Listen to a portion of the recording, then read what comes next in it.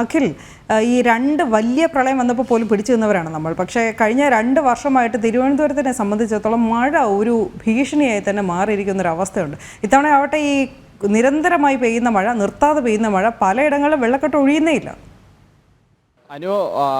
പ്രളയവും മഹാമാരിയും ഒക്കെ നേരിട്ട മലയാളിക്ക് പക്ഷേ ഈ മഴയിൽ നേരിടാനുള്ള ഒരു ചെറിയ പ്രശ്നമുള്ളത് അത് കേരളം സ്മാർട്ടായി തീർന്നു എന്നുള്ളത് കൊണ്ടാണ്. കാരണം സ്മാർട്ടായ കേരളത്തിൽ വലിയ വികസന പ്രവർത്തനങ്ങളോടുകൂടി റോഡ് പണിയൊക്കെ പുരോഗമിക്കുന്നത് കൊണ്ടാണ് ഇത്തരത്തിൽ വെള്ളക്കെട്ട ഉണ്ടാകുന്നത് എന്നതാണ് എനിക്ക് മനസ്സിലാവാൻ കാരണം. ഞാനിപ്പോൾ നിൽക്കുന്നത് തിരുവനന്തപുരത്ത് ഏറ്റവും പ്രധാനപ്പെട്ട ഒരു നഗരത്തിലാണ്. അതായത് ഹൈവേയിലാണ് ഞാൻ നിൽക്കുന്നത്. ഈഞ്ചക്കൽ മുട്ടത്തറ ഹൈവേയിലാണ് നിൽക്കുന്നത്. ഇവിടെ ഞാൻ നിൽക്കുന്നത് മുട്ടത്തറ ഒരു ഭാഗത്താണ് നിൽക്കുന്നത്. ഇത് എൻ്റെ വലതുവശത്ത് കാണുന്നത് ആ മെയിൻ റോഡിന് സൈഡിലുള്ള ഒരു സബ് റോഡാണ് ഈ കാണുന്നത്.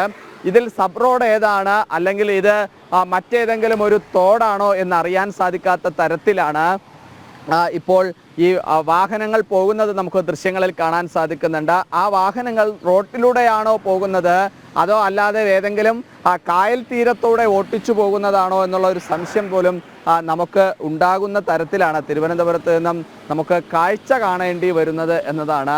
കാരണം തിരുവനന്തപുരം നഗരത്തെ സംബന്ധിച്ചിടത്തോളം സ്മാർട്ടാവാൻ സ്മാർട്ട് പദ്ധതികൾ നിരവധി നടത്തുന്ന ഈ തിരുവനന്തപുരം നഗരത്തിലെ വാഹനങ്ങൾ പോകുന്ന കാഴ്ചയാണ് നമ്മൾ ഈ കണ്ടുകൊണ്ടിരിക്കുന്നത്. ഓരോ യാത്രക്കാരനും അനുഭവിക്കുന്ന ദുരന്തമാണ് നമ്മൾ കണ്ടുകൊണ്ടിരിക്കുന്നത്. ഞാൻ നിൽക്കുന്നത് മുട്ടത്തറ ഭാഗത്തുള്ള ഒരു ശ്രീ ബാലകൃഷ്ണസ്വാമി ക്ഷേത്രത്തിന് മുമ്പിലാണ്. രാവിലെയും വൈകുന്നേരവും നിത്യപൂജയുള്ള ഒരു അമ്പലമാണ്. ഈ വെള്ളക്കെട്ട് കാരണം അമ്പലം പോലും തുറക്കാൻ പറ്റാത്ത സാഹചര്യമാണ് നിലനിൽക്കുന്നത്. ഞാൻ രാവിലെ ക്ഷേത്ര ഭാരവാഹികളെ ഫോണിൽ വിളിക്കുന്ന സമയത്ത് അങ്ങോട്ട് വന്നാൽ അവിടെ വരുന്ന ഭക്തജനങ്ങളോട് എന്തോ മറുപടി പറയണമെന്നറിയാത്ത ബുദ്ധിമുട്ടാണ് എന്നതാണ് അവർ പോലും പറയുന്നത്. നമ്മൾ ആ റോട്ടിലൂടെ പോകുന്ന വാഹനങ്ങൾ, അത് ഓട്ടിക്കുന്നവർ, ഉള്ളിലിരിക്കുന്നവരൊക്കെ അനുഭവിക്കുന്ന ബുദ്ധിമുട്ടുകൾ എത്ര മാത്രമാണ് എന്നത് വളരെ തോതിൽ നമുക്ക് മനസ്സിലാക്കാൻ സാധിക്കുന്നതാണ്. നമുക്ക് ഒന്നുകൂടി ക്യാമറ സൂം ചെയ്ത് നോക്കിയാൽ കാണാൻ കഴിയുന്ന ദൃശ്യം, നഗരം സുന്ദരമാണ് എന്ന് പറയുന്ന, നഗരം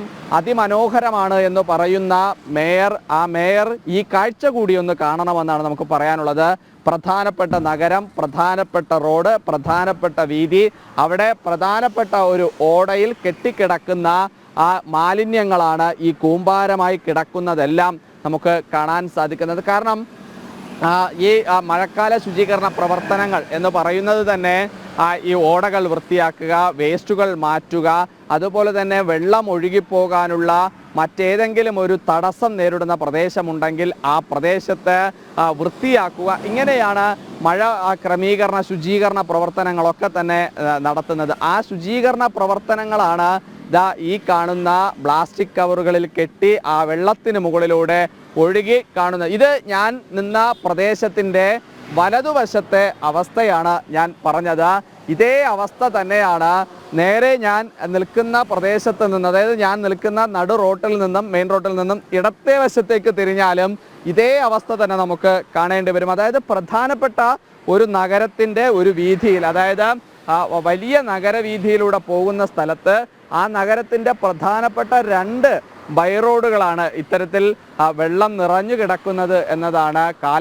കാൽനട യാത്രക്കാർ പോലും സുരക്ഷിതമല്ലാതെ നടന്നു പോകേണ്ടി വരുന്ന ഒരു സാഹചര്യം. ബൈക്ക് യാത്രക്കാർ, അതുപോലെ തന്നെ മുച്ചക്ര വാഹനങ്ങൾ, അവരെല്ലാവരും തന്നെ ജീവൻ മണയപ്പെടുത്തി, അതായത് ഏതെങ്കിലും തരത്തിലുള്ള വലിയ കുഴികളുണ്ടോ ഈ റോട്ടിൽ, അല്ലെങ്കിൽ ഈ തരത്തിലുള്ള ഏതെങ്കിലും മറ്റ് അപകട സാധ്യതയുണ്ടോ എന്ന് പോലും മനസ്സിലാക്കാൻ സാധിക്കാത്ത തരത്തിൽ വെള്ളം കെട്ടിക്കിടക്കുന്നത് നമുക്ക് ദൃശ്യങ്ങളിൽ കാണാൻ സാധിക്കും.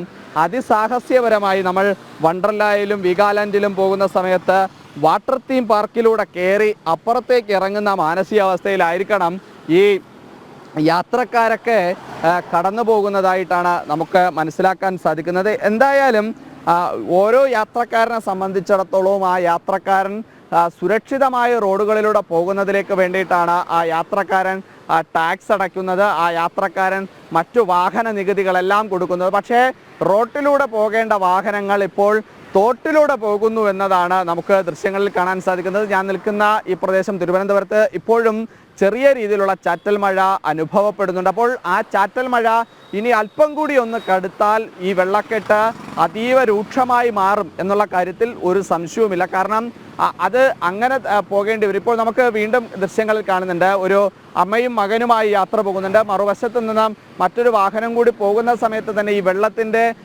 അലയൊലി അങ്ങോട്ടും ഇങ്ങോട്ടും അടിക്കുന്ന സമയത്തുണ്ടാകുന്ന ബുദ്ധിമുട്ട് അത് പറയുന്നത് വാക്കുകൾക്കും അപ്പുറത്താണ്. അവർ രണ്ടുപേരും ഇപ്പോൾ സ്വന്തം ജീവൻ മുറുകെ പിടിച്ചാണ് ഈ കേരള നാട്ടിലെ ഈ തീരത്തൂടെ വണ്ടി ഓട്ടിച്ചു പോകുന്നത് എന്നതാണ് നമുക്ക് ദൃശ്യങ്ങളിലൊക്കെ കാണുന്നത് പോലെ. വ്യാപാര സ്ഥാപനങ്ങളുണ്ട്, വീടുകളുണ്ട്, സ്കൂൾ ആവശ്യങ്ങൾ, വിദ്യാഭ്യാസ സ്ഥാപനത്തേക്ക് പോകുന്നു. ഇതിലൊരു പ്രധാനപ്പെട്ട കാര്യം, തിരുവനന്തപുരം പോലൊരു മഹാനഗരത്തിനകത്ത് വിമാനത്താവളത്തിലേക്ക് പോകുന്ന ഒരു പ്രധാന വഴി കൂടിയാണ് ഇത്. അപ്പോൾ സ്വാഭാവികമായിട്ടും അയൽ സംസ്ഥാനങ്ങളിൽ നിന്നും ഇവിടെ എത്തുന്ന അവർ പോലും കാണുക ഈ നഗരമാണ്. ഇങ്ങനെ തിരുവനന്തപുരം നഗരം മാലിന്യമായി നിറഞ്ഞു നിറക്കുന്നത്, വെള്ളം കെട്ടിക്കിടക്കുന്നത്, യാത്ര ചെയ്യാൻ കഴിയാത്ത വിധത്തിലുള്ള ഈ ദുരിതമാണ്, ഈ കഷ്ടമാണ് നമുക്ക് കാണാൻ സാധിക്കുന്നത്. ഒരു പെൺകുട്ടി ഈ വെള്ളത്തിലൂടെ വാഹനം ഓട്ടിച്ച് പോകുകയാണ്.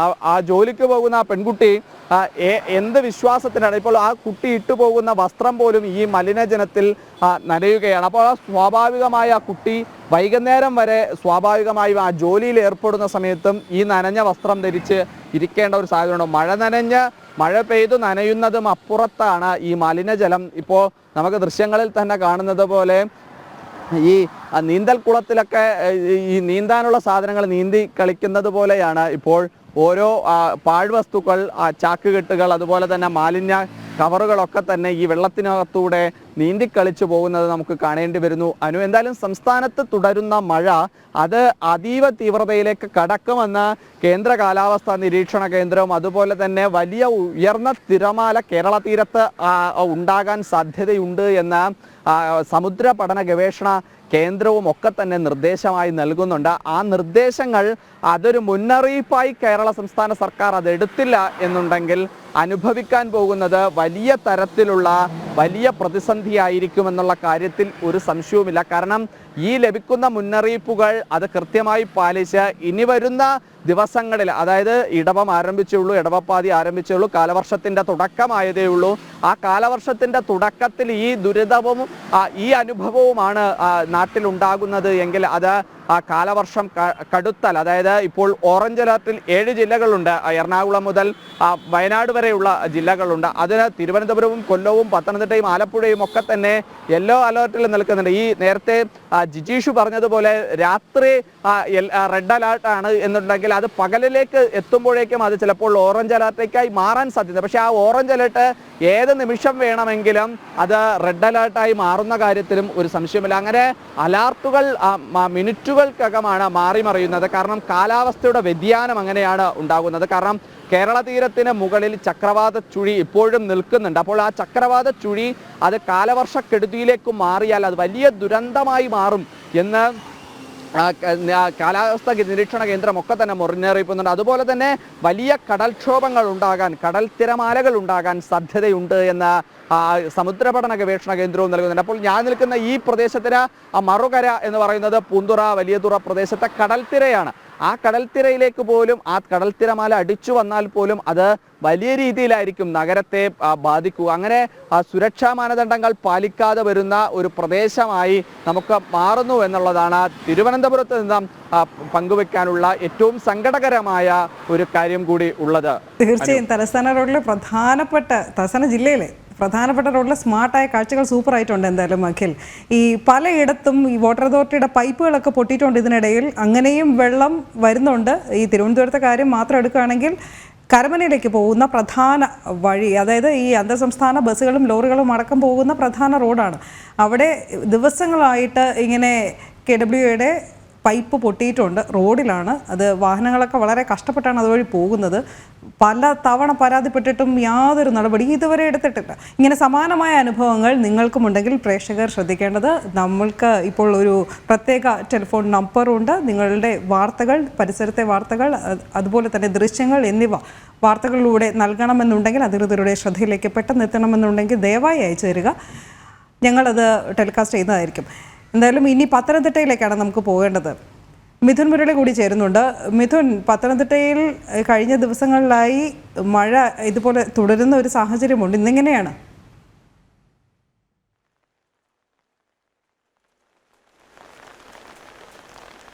ഇന്ന് യെല്ലോ അലർട്ടാണ്. അതീവ ജാഗ്രതയിലേക്ക് പത്തനംതിട്ടക്കാർ കടക്കേണ്ട സമയമായിരിക്കുന്നു എന്ന് തോന്നുന്നു. അലർട്ടുകൾ ഒരുപക്ഷെ ഇനി വരും മണിക്കൂറുകൾ മാറിയേക്കാം. ഇന്നലെ രാത്രി മുതൽ തുടങ്ങിയ അതിശക്തമായ മഴ തുടർച്ചയായി തുടരുകയാണ്. രാവിലെ മുതൽ തന്നെ പുലർച്ചെ മുതൽ തന്നെ വലിയ രീതിയിലുള്ള ശക്തമായ മഴയാണ് പത്തനംതിട്ടയിൽ അനുഭവപ്പെട്ടുകൊണ്ടിരിക്കുന്നത്. വിവിധ മേഖലകളിലെല്ലാം ശക്തമായ മഴ രാവിലെ ലഭിക്കുന്നുണ്ട്. പത്തനംതിട്ട നഗരത്തിലെ റാന്നി, കോന്നി, തിരുവല്ല, ഏനാദിമംഗലം തുടങ്ങിയ മേഖലകളിലെല്ലാം വനമേഖലകളിൽ ഉൾപ്പെടെ ശക്തമായ മഴ ലഭിക്കുന്നുണ്ട്. കഴിഞ്ഞ 2 ദിവസം മഴ മാറി നിൽക്കുന്ന സാഹചര്യം ഉണ്ടായിരുന്നെങ്കിൽ ഇന്ന് ശക്തമായ തുടർച്ചയായ മഴ ലഭിക്കുകയാണ്. ഇന്നലെ ഉച്ചയ്ക്ക് 2 മണി മുതൽ ആരംഭിച്ച മഴ തുടർച്ചയായി പെയ്യുന്ന സാഹചര്യത്തിലേക്കാണ്, കാലാവസ്ഥയിലേക്കാണ് കാര്യങ്ങൾ മാറിയിരിക്കുന്നത്. കഴിഞ്ഞ ദിവസങ്ങളിൽ റെഡ് അലർട്ട് മുന്നറിയിപ്പ് ഉണ്ടായിരുന്നത് കൊണ്ട് തന്നെ അതീവ ജാഗ്രതയിലായിരുന്നു പത്തനംതിട്ടക്കാർ കഴിഞ്ഞ് പോയിരുന്നത്. ഏത് നിമിഷം വേണമെങ്കിലും ദുരിതാശ്വാസ ക്യാമ്പുകളിലേക്ക് മാറാൻ തയ്യാറായി സന്നദ്ധതയോടെ മറ്റ് തയ്യാറെടുപ്പുകളെല്ലാം പൂർത്തിയാക്കി നിൽക്കുന്ന ആളുകളെയായിരുന്നു വിവിധ മേഖലകളിൽ, പ്രശ്നബാധിത മേഖലകളിലെല്ലാം കാണാൻ കഴിഞ്ഞിരുന്നത്. പക്ഷേ ഇടവിട്ടുള്ള മഴ മാത്രമായിരുന്നു ലഭിച്ചിരുന്നത്. പലപ്പോഴും വെയിലുദിക്കുന്ന കാലാവസ്ഥയും കഴിഞ്ഞ ദിവസങ്ങളിൽ ഉണ്ടായി. അത് ആശങ്കയ്ക്ക് വഴിവെക്കാത്ത ഒരു ആശ്വാസകരമായ കാലാവസ്ഥയിലേക്ക് പത്തനംതിട്ടയിലെ കാര്യങ്ങൾ വഴിമാറുന്നതിന് സാഹചര്യമൊരുക്കി. പക്ഷേ ഇന്ന് കാര്യങ്ങൾ മാറുകയാണ്. ഇന്നലെ രാത്രി മുതൽ ശക്തമായ മഴയാണ് ലഭിക്കുന്നത്. തുടർച്ചയായ മഴ എന്ന് തന്നെ പറയാം. മണിക്കൂറുകളുടെ വ്യത്യാസത്തിലായിരുന്നു കഴിഞ്ഞ ദിവസങ്ങളിൽ മഴ പെയ്തിരുന്നതെങ്കിൽ ഇന്നലെ രാത്രി മുതൽ അങ്ങനെയല്ല. തുടർച്ചയായ മഴ ലഭിക്കുന്നുണ്ട്. പുലർച്ചെയും മുതൽ ആരംഭിച്ചിരിക്കുന്ന മഴ വിവിധ ഭാഗങ്ങളിൽ തുടരുകയും ചെയ്യുകയാണ്. പമ്പാ നദി, കക്കാട്ടാർ, മണിമലയാർ ഉൾപ്പെടെയുള്ള വിവിധ നദികളിലെല്ലാം ജലനിരപ്പ് ഉയർന്നതിനുള്ള ഒരു സാഹചര്യവും നിലനിൽക്കുന്നുണ്ട്. നിലവിൽ ജലനിരപ്പ് ഉയർന്നു തന്നെയാണ് നദികളിലെല്ലാം ഉള്ളത്. പക്ഷേ അപകട ഭീഷണി ഉയർത്തുന്ന രീതിയിലേക്ക് ജലനിരപ്പ് മാറിയിട്ടില്ല എന്നായിരുന്നു കഴിഞ്ഞ ദിവസം ജില്ലാ ദുരന്ത നിവാരണ അതോറിറ്റി അറിയിച്ചിരുന്നത്. ആളുകൾ കൂടുതൽ ജാഗരൂകരായിരിക്കണം. കാരണം നദികളുടെ തീരത്തുള്ളവർ ജാഗ്രത പുലർത്തണം. നദികൾ ഒരു കാരണവശാലും മുറിച്ചു കിടക്കരുത്, നദികളിൽ കുളിക്കാൻ ഇറങ്ങരുത് തുടങ്ങിയ നിർദ്ദേശങ്ങൾ ജില്ലാ ദുരന്ത നിവാരണ അതോറിറ്റിയുടെ ഭാഗത്തു നിന്ന് ഉണ്ടായിട്ടുമുണ്ട്. കക്കാട്ടാറിൻ്റെ ജലനിരപ്പ് ഇന്ന് കൂടുതൽ ഉയരാനുള്ള ഒരു സാധ്യതയുണ്ട്. മണിയാർ സ്പിൽവേയുടെ ഷട്ടറുകൾ ഇന്ന് തുറക്കും എന്നുള്ള മുന്നറിയിപ്പ് ജില്ലാ ഭരണകൂടം നൽകിയിട്ടുണ്ട്. അതുകൊണ്ട് തന്നെ കക്കാട്ടാറിൽ സാധാരണ കവിഞ്ഞ് 1 സെന്റിമീറ്റർ വരെ ജലനിരപ്പ് ഉയരാനുള്ള സാധ്യതയുണ്ടെന്ന് ജില്ലാ ദുരന്ത നിവാരണ അതോറിറ്റി അറിയിച്ചിട്ടുണ്ട്. ഒപ്പം തന്നെ പമ്പാ നദിയുടെയും അച്ചൻകോവിലാറിൻ്റെയും മണിമലയാറിൻ്റെയും എല്ലാം വൃഷ്ടിപ്രദേശങ്ങളിൽ ശക്തമായ മഴയാണ് ഇന്നലെ രാത്രി ലഭിച്ചിരിക്കുന്നത്. ഈ നദികളിലെല്ലാം ജലനിരപ്പ് ഉയരാനുള്ള സാധ്യതയുണ്ട്. ജില്ലയിൽ ആകെ ഈ റെഡ് അലേർട്ട് ശനിയാഴ്ച പ്രഖ്യാപിക്കുന്നതിന് മുൻപ് 44 പ്രശ്നബാധിത മേഖലകളാണ് കണ്ടെത്തിയിരുന്നത്. ഈ മേഖലകളിലെല്ലാം ക്യാമ്പുകളും സജ്ജമാക്കിയിരുന്നു. പക്ഷേ മഴ തുടർച്ചയായി പെയ്യാത്ത, വെയിലുദിക്കുന്ന കാലാവസ്ഥയൊക്കെ ഉണ്ടായതുകൊണ്ടും ആശങ്കപ്പെടാനുള്ള ഒരു സാഹചര്യത്തിലേക്ക് പത്തനംതിട്ടയിലെ കാലാവസ്ഥ മാറാത്തതുകൊണ്ടും ഒരു ആളുകളെയും ഒരിടത്തു നിന്നും മാറ്റിപ്പാർപ്പിക്കേണ്ട സാഹചര്യം ഇതുവരെയും ഉണ്ടായിട്ട് ഇല്ലായിരുന്നു.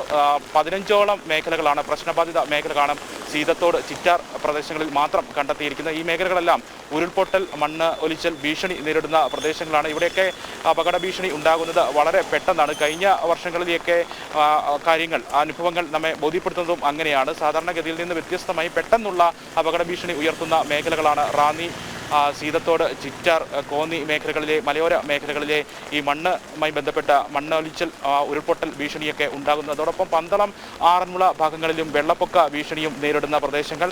ആറന്മുളയിലെ താഴ്ന്ന പ്രദേശങ്ങളിലൊക്കെ ജില്ലയിൽ ആദ്യം വെള്ളം കയറുന്ന പ്രദേശങ്ങൾ, കോളനികൾ ഉൾപ്പെടെ ഉള്ള സ്ഥലങ്ങളുണ്ട്. ആ ഭാഗങ്ങളിലും ജനങ്ങൾ അതീവ ജാഗ്രതയോട് കഴിഞ്ഞ ദിവസങ്ങളിൽ കഴിഞ്ഞുകൂടി പോവുകയായിരുന്നു. ഇനി മഴ തുടരുകയാണെങ്കിൽ, ഈ രീതിയിൽ തന്നെ കാലാവസ്ഥ മാറുകയാണെങ്കിൽ ഈ ആളുകളെയെല്ലാം ഈ ഭാഗങ്ങളിൽ നിന്നെല്ലാം ക്യാമ്പുകളിലേക്ക് മാറ്റിപ്പാർപ്പിക്കേണ്ട സാഹചര്യം ഉണ്ടാകും. മഴ കനക്കുന്ന കാലാവസ്ഥ ഉണ്ടാകും എന്ന് തന്നെയാണ് നിലവിലെ അവസ്ഥകൾ ബോധ്യപ്പെടുത്തുന്നത്. കാർമേഘം ഇരുണ്ടുകൂടി കിടക്കുകയാണ്. ഏത് നിമിഷവും മഴ ശക്തമാകാം എന്നുള്ള ഒരു സാഹചര്യം തന്നെയാണ് പത്തനംതിട്ടയുടെ വിവിധ ഭാഗങ്ങളിൽ നിലനിൽക്കുകയും ചെയ്യുന്നത്. തുടർച്ചയായ മഴ ഉണ്ടാകാനുള്ള കാലാവസ്ഥയും ഉണ്ടാകും. വരും മണിക്കൂറുകളിൽ ഈ അലർട്ടുകൾ കൂടുതൽ മാറുന്നതിനുള്ള സാഹചര്യവും പത്തനംതിട്ടയിൽ നിലനിൽക്കുകയും ചെയ്യുന്നുണ്ട്. തോടുകൾ കരകവിഞ്ഞിട്ടുണ്ട്. നദികളിൽ ജലനിരപ്പ് ഉയർന്നതുകൊണ്ട് തന്നെ പല കൈത്തോടുകളും ഇപ്പോൾ കരകവിഞ്ഞ് ഒഴുകാൻ തുടങ്ങിയിട്ടുണ്ട്. ഇന്നലെ രാത്രി ആരംഭിച്ച മഴയാണ്.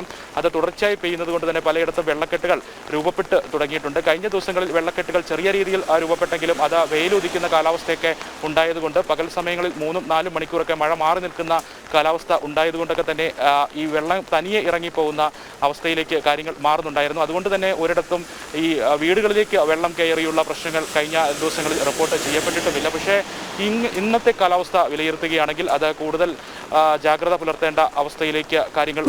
മിഥുൻ നിൽക്കുന്ന പ്രദേശം എങ്ങനെയാണ്? ചുറ്റും വെള്ളക്കെട്ടുണ്ടോ? പ്രൊഡ്യൂസർ നിരന്തരമായി ചോദിച്ചുകൊണ്ടേ ഇരിക്കുകയാണ്. മിഥുൻ്റെ ചുറ്റും ഒന്ന് കാണണമെന്നാണ് പറയുന്നത്. അവിടെ വെള്ളക്കെട്ടുണ്ടോ എന്നുള്ളത്.